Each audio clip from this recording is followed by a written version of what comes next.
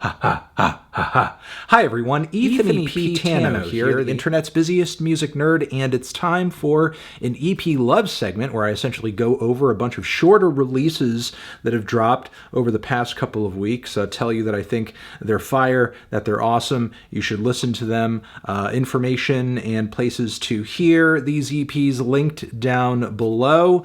You're the best. Let's talk about them. Hey, first off, I want to talk about this new Cryalot EP, Icarus. This thing comes from Sarah of Caro Caro Bonito fame, but she is embarking on a bit of a solo project here with support on the production end of things. And yeah, this whole collection of tracks is inspired by the story of Icarus, so it is a bit narrative, a little conceptual. But aesthetically, a lot of these tracks run as like really futuristic electropop with maybe some deconstructed club and hyperpop fusions here and there.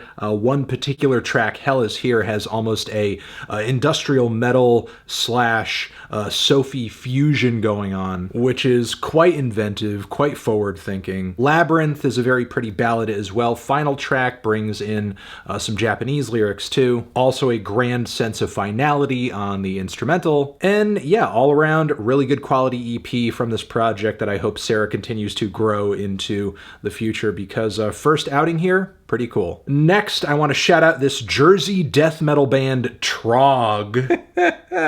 And yeah, they kind of sound the way that you would imagine a death metal band named Trog would sound like. The riffs are ultra heavy, ultra nasty, ultra chunky. The vocals are very guttural, very monstrous. Mix is punchy and larger than life. Whole style, whole sound is very raw, very old school. And the band's songwriting abilities are actually quite good. Many tracks here are sort of catchy for a death metal song. There's a good assembly of cuts here, shorter ones that bang, longer ones that take you on a bit more of a journey and are still engaging from front to back. And there's a cool like 80s synthesizer style interlude too that fits in with the whole vibe of the thing.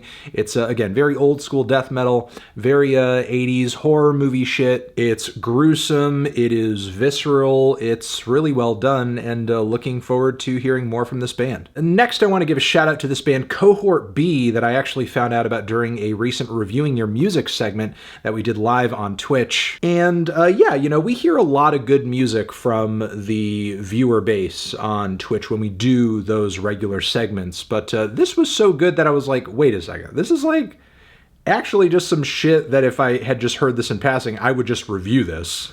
So now I'm here talking about it. This 1001 Lukewarm USA EP is actually some really amazing, hard-hitting noise rock, post-hardcore, post-punk. It is heavy, it's chaotic, the riffs are fantastic, the vocals are wild and in your face, and range from sounding like your typical post-hardcore affair to something more along the lines of what you might hear on an old Nick Cave record or an Oxbow record. The performances are absolutely insane, animalistic in fact, and every single song on this EP is a fucking banger. Jeez.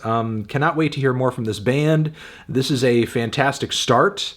Really looking forward to seeing what Cohort B does from here. And finally, shout out to Doechii for the release of this new EP via Top Dog Entertainment. She's kind of like their, you know, exciting new artist that they're trying to pump up right now. Recently had some, you know, good performances during the ciphers and freestyles for the XXL freshman class this year. And to no surprise, this EP is pretty impressive too and showcases Doechii's versatility really well, from the raw and nasty banger with Rico Nasty on the front end to the extended version of her recently released R&B style single with SZA on the back end. There are some cool cuts in between too. When it comes to rapping, singing, songwriting, at least from what I'm hearing on this EP, Doechii is doing all of it with personality, with flavor, even though I do think she is still in a bit of an incubator phase with these tracks in terms of finding herself and finding her sound completely. She still does all this stuff with quite a bit of style and personality, and all I can do is hope that Top Dog has something big planned for her either in the fall of this year or the spring of next year, because with so many cool highlights on this EP, it would be a tragedy to see Doechii waste away on the Top Dog back burner. And I'm going to leave it at that. Those those are the EPs, the shorter releases that I would love to push in your direction. I think they're all great. I think they're all fantastic. Most definitely worth your time. Remember, I mentioned that all of them, information, everything linked down below so you can check it out for yourself.